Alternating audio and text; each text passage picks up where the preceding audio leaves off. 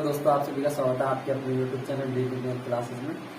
आज दोस्तों ये तीसरा पार्ट है डॉक्टर मनोहर 9th क्लास बुक संख्या पद्धति। दोस्तों इससे पहले मैंने फर्स्ट और सेकंड पार्ट बनाया था, वो आपको आई बटन में ऊपर मिल जाएगा, तो वहाँ पे देख लीजिए। चलो दोस्तों देखते हैं 11वें सवाल से। ये कह रहा है यहाँ पे निम्नलिखित कथनों में से कौन से कथन सत्य है अथवा कौन से असत्य है। यानी ये हमारे 3 कथन दिए हैं ए बी सी, इनमें से हमें सत्य और असत्य बताना है। तो पहला बोल रहा है 2 धन अभाज्य पूर्णांकों का गुणन सदैव अभाज्य होता है।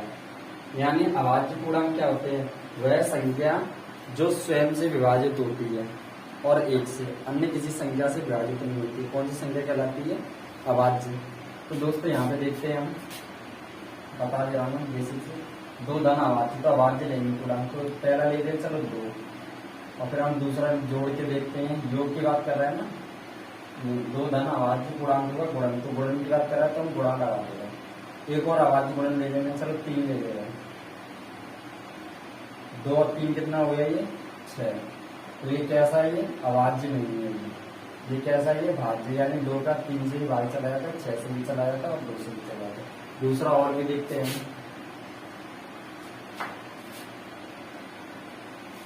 दूसरा और भी देखते हैं। हम कोई भी नंबर लेते हैं, जैसे कि 3 और 7, 7 3 21। तो 21 में क्या है? 21 में दोस्तों 2 से 21 का 3 से भी भाग चला जाता है, 7 से भी चला जाता है और 21 से भी चला जाता है। यहाँ पे ये अभाज्य की बात कर रहा है, तो ये अभाज्य हमारा नहीं आ रहा है। 2 धन अभाज्य पूर्णांकों का गुणन सदैव अभाज्य नहीं होता है। यानी क्या होता है? भाज्य होता है। देखो भाज्य आ रहा है, कैसा आ रहा है? भाज्य, यानी अन्य संख्याओं से विभाजित होता है। तो इसका मतलब क्या है? असत्य। क्या है हमारा? असत्य है, असत्य है। अब दूसरा देखेंगे हम, 2 धन अभाज्य पूर्णांकों का योग सदैव अभाज्य होता है। अब 2 धन अभाज्य लेंगे, अब इसमें क्या करेंगे? योग याद करेंगे, तो योग ले लो। तो 2 अभाज्य ये और प्लस एक और ले लो 3। इसको हमने देखा 2 और 3 कितने हो गए? 5। ये कैसा है? ये अभाज्य है। कैसा है? ये अभाज्य, यानी 5 से विभाजित होगा और किसी अन्य संख्या से नहीं। अब हम एक और देख ले रहे हैं, 2 और प्लस 7। 2 और 7 कितने होते हैं? 9। और 9 कैसी संख्या है? भाज्य संख्या। कैसी संख्या है? भाज्य संख्या। भाज्य संख्या क्यों है ये?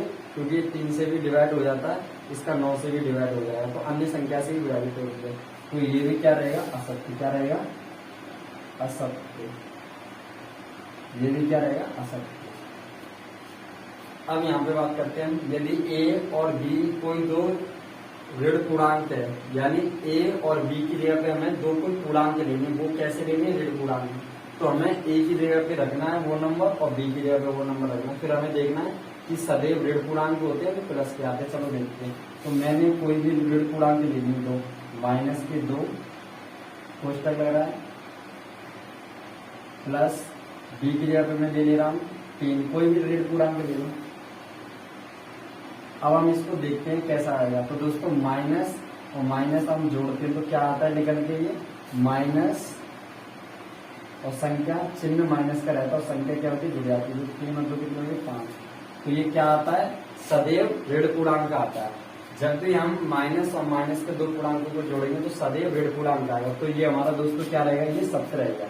क्या रहेगा? ये यहाँ पे लिख रहा हूँ, ये क्या रहेगा? ये सत्य। क्या रहेगा? ये सत्य रहेगा।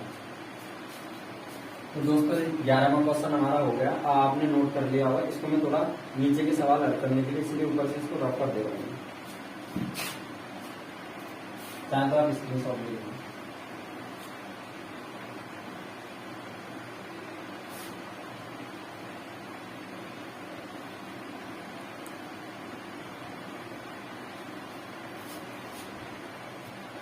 अब दोस्तों देखिए 12वां क्वेश्चन में ध्यान देंगे। 12वां क्वेश्चन, यदि एक धन पूर्णांक है तो दिखाइए कि संख्या, यानी अब इसकी जगह पे एक की जगह पर एक धन पूर्णांक लेना है। कोई भी नंबर ले सकते हो धन पूर्णांक को, उससे ए को हमें इसमें रखना है, ये जो वैल्यू दी है इसमें रखना है। फिर हमें बताना है कि 24 से पूर्णतः विभाजित होगा कि नहीं होगा।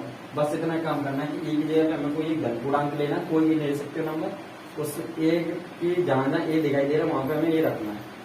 ए रख के हमें देखना है। तो दोस्तों देखो, तो हम एक ही जगह पे हम कोई भी धन पूर्णांक ले लें। चलो हम मान के चलो एक ले लो चाहे दो ले लो, कुछ भी ले लो एक ही जगह पे, तो हम इसमें रखेंगे। एक ही जगह पे मैं 1 ले लेता हूँ, 1 1 1, एक ही जगह पे कितना 1। ये नहीं कि आप एक बार एक ही जगह पे 1 ले लिया, दूसरी बार 2 ले लिया, एक नंबर ही ले रहा हूँ 2, एक ही जगह पे 1 प्लस 3। अब इसको हम सॉल्व करेंगे। एक कोष्टक को सॉल्व करेंगे 2, 1 और 2 कितना हो गया 3, और ये कितना हो जाएगा 4। कोष्टक का मतलब क्या होता है दोस्तों, मल्टीप्लाई 1 इंटू 2 इंटू 3 इंटू 4। तो यानी ये वो संख्याएं जो हमारी किससे विभाजित हो जाएंगी, 24 से। किससे हो जाएंगी, 24 से। तो देखिए 4 3 12 और 12 दूनी 24 और 24 से कम 24, तो 24 से ये हमारी संख्याएं पूर्णतः विभाजित है। 24 से क्या है पूर्णतः विभाजित। तो दोस्तों हमारा 12वां क्वेश्चन हो गया। अब हम देखेंगे 13वें क्वेश्चन में। यदि इसको रख कर देना तो बोर्ड पे इसलिए इसका नहीं,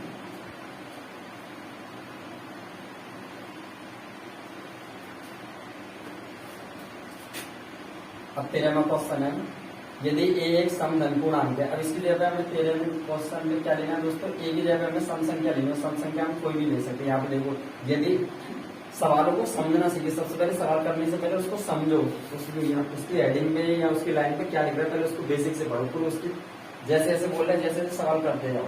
तो सबसे पहले देखो एक समधन पूर्णांक है। समधन पूर्णांक का मतलब सम का मतलब है सम संख्या लेंगे, धन पूर्णांक का हमें प्लस का नंबर लेना है। और बी एक विषम धन पूर्णांक है, बी एक विषम पूर्णांक है।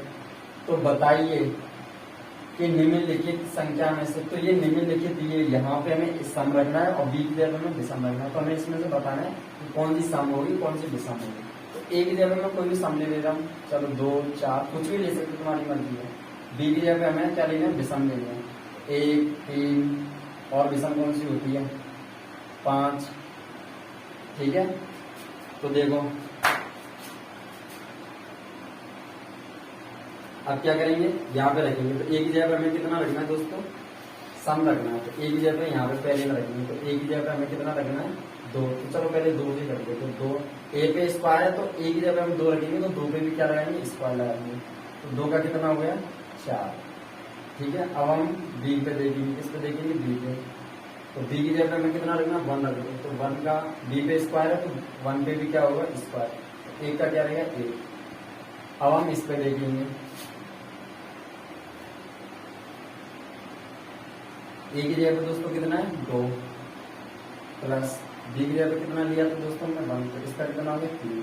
तो ये कैसी संख्या निकल के, ये हमारी संख्या निकल के सम, और ये हमारी संख्या कैसे निकली बी वाली विषम। अब हम इसको देखेंगे तो ये कैसी संख्या निकल के है, ये 2 और 1 कितनी 3, और 3 कैसी है विषम संख्या हमारी दोस्तों। अब हम नेक्स्ट इसको देखेंगे, ए की जगह कितना लेना 2 इंटू बी की जगह दोस्तों कितना लेना 1। तो ये भी कितनी निकल के आई हमारी 2 और 1 का इसमें करेंगे तो कितना है 2। तो ये कैसी संख्या निकल के आई हमारी सम। ये कैसे निकल के आई दोस्तों, ये विषम, और ये कैसे निकल के आई है सम। ऐसे ये सम और ये विषम। अब नेक्स्ट इसको देखेंगे,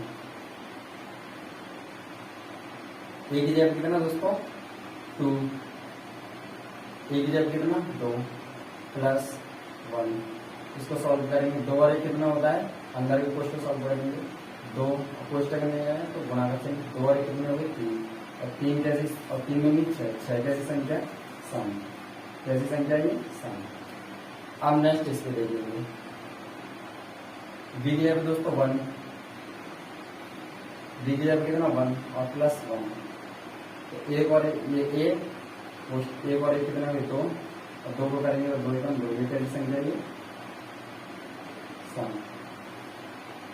तो दोस्तों इसमें ये पूछ रहा था कौन कौन सी सम है। तो इसमें यदि एक सम धन पूर्णांक है तो बी एक विषम धन पूर्णांक है। तो बताइए निम्नलिखित में से कौन सी सम होगी। तो इसमें सम बतानी है। तो सम पहले कौन सी है, ये वाली सम है, और दूसरी कौन सी सम, ये वाली सम है, और तीसरी वाली ये वाली, और चौथी लास्ट की ये वाली है। तो ये वाली सम है। और दूसरा हम देखेंगे 14वां क्वेश्चन। 14वां क्वेश्चन आपने नोट कर लिया होगा।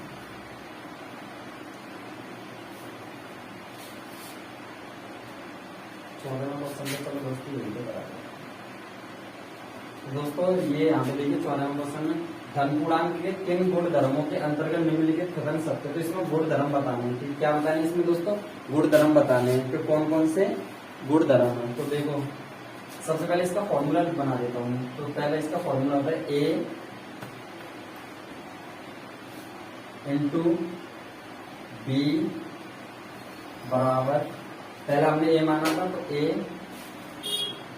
दूसरा और ये वाला क्या माना था बी, इसमें इंटू ना तो इंटू ना बी प्लस, पहला क्या माना था ए तो ए इंटू बी, ये लास्ट वाला क्या होता है सी। अब इसको सॉल्व कैसे करेंगे देखो ध्यान से। 3 8 प्लस 7 3 इंटू 8 प्लस 3 इंटू 7।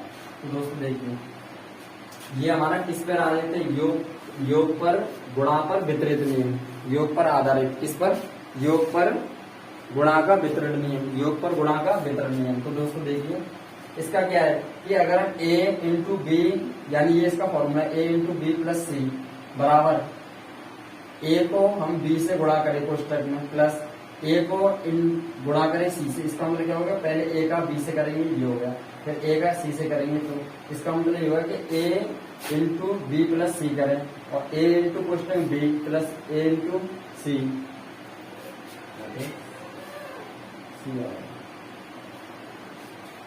तो उसके मान पे कोई फर्क नहीं पड़ता, दोनों बराबर रहते हैं। तो मैं सॉल्व करके दिखा दे रहा हूँ। 3 8 और 7 कितने होते हैं, 8 और 7 15। इसको भी करूंगा मैं 8 इंटू 7 की 24 और 7 की 21। इसको मैं जोड़ूंगा 4 और 1 5 और 2 2 4 45 और इसको भी मैं 15 की 45। तो दोस्तों ये क्या हो गए, दोनों बराबर, यानी आप a into B plus C कीजिए और एक बार a into B plus a into C कीजिए, यानी ऐसे जब भी कहीं दिखाई दे तो वो कौन सा होगा, योग पर गुणा का वितरण नियम। कौन सा होगा, योग पर योग गुणा का वितरण नियम, वितरण नियम। दोस्तों पहला वाला हो गया, अब हम दूसरा वाला पढ़ेंगे।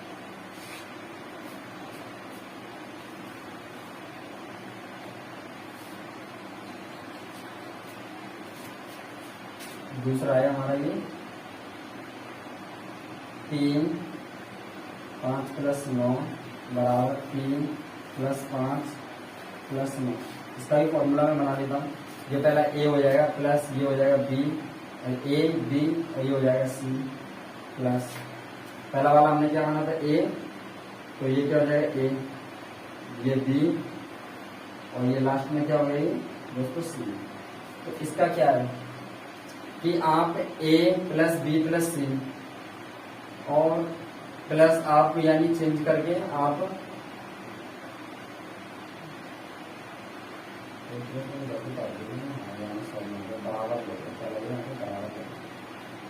तो देखो a प्लस बी प्लस सी बराबर a प्लस बी प्लस सी।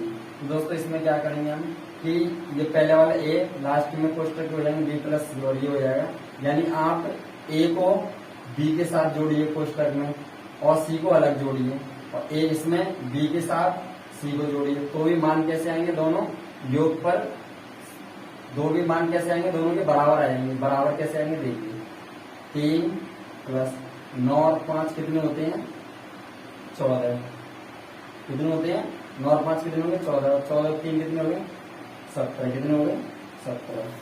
और यहाँ पे भी देखिए 5 से और 3 कितने हो गए 8, 8 और 9 कितने हो गए 17। तो दोस्तों दोनों ये कैसे हो गए बराबर। तो ये कौन सा नियम है, सहचर नियम। कौन सा, योग पर सहचर नियम। अब नेक्स्ट है हमारा सी वाला, स्क्रीनशॉट लीजिए।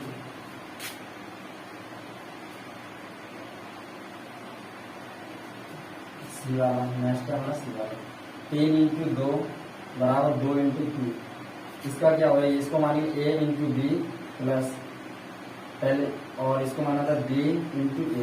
तो दोस्तों ये क्या है, इनका क्रम बदल के लिख दिया है, यानी इसको भी करेंगे 6, इसको भी करेंगे 6, यानी क्रम बदलने से इनका क्रम बदल दिया है, a इंटू बी और b इंटू ए। तो क्रम बदलने से कोई फर्क नहीं पड़ा, दोनों के मान कैसे बराबर। तो ये हमारा कौन सा हो गया, क्रम नियम, क्रम विनियम नियम। दोस्तों हमारा लास्ट है बी वाला, 3 इंटू 5 बराबर a इंटू 5। ये हमारा इसमें क्या होता है, तो दोस्तों 5 से 5 कट गया, a बराबर कितना आ गया दोस्तों 3। तो ये हमारा कौन सा हो गया, निरसन नियम।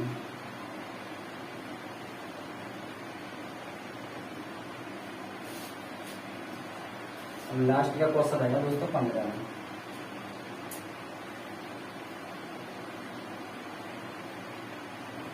लास्ट के क्वेश्चन में देखेंगे हम, संख्या पर माइनस के 5 माइनस के 2 0 1 2 5 को दर्शाइए। हेलो दोस्तों, आप सभी का स्वागत है आपके अपने YouTube channel DD math class में। दोस्तों ये थर्ड पार्ट में ये लास्ट वाला सवाल कट गया था, थोड़ी वीडियो लंबी हुई थी, इसकी वजह से ये लास्ट वाला सवाल रहेगा। आप इस पे देखिए, तो संख्या रेखा पर -5 -2 0 1 2 5 को दर्शाइए। तो सबसे पहले माइनस के 5 दर्शाना है। तो दोस्तों माइनस के 5 कहाँ पर दिख रहे हैं, 0 से डर जाएंगे 1 फिर 2 फिर ये, तो 0 तो 5 यहाँ पर कहाँ, तो ये माइनस के कितने हो गए 5 हो गए। संख्या रेखा पे बस हमें दिखाना है, माइनस के 2 कहाँ पर है, 0 माइनस के 2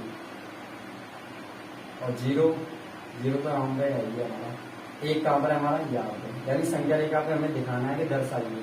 तो संख्या रेखा पे क्या है, ये 1 2 का हमारा ये और 3 का 5 का हमारा ये 5 2 और ये 1 और ये माइनस के 2 और ये माइनस के 5। अगर योग की बात करता तो हम 0 से 1 अंक 2 अंक 3 अंक ऐसे अंक कर जाते हैं, माइनस करता तो हम पीछे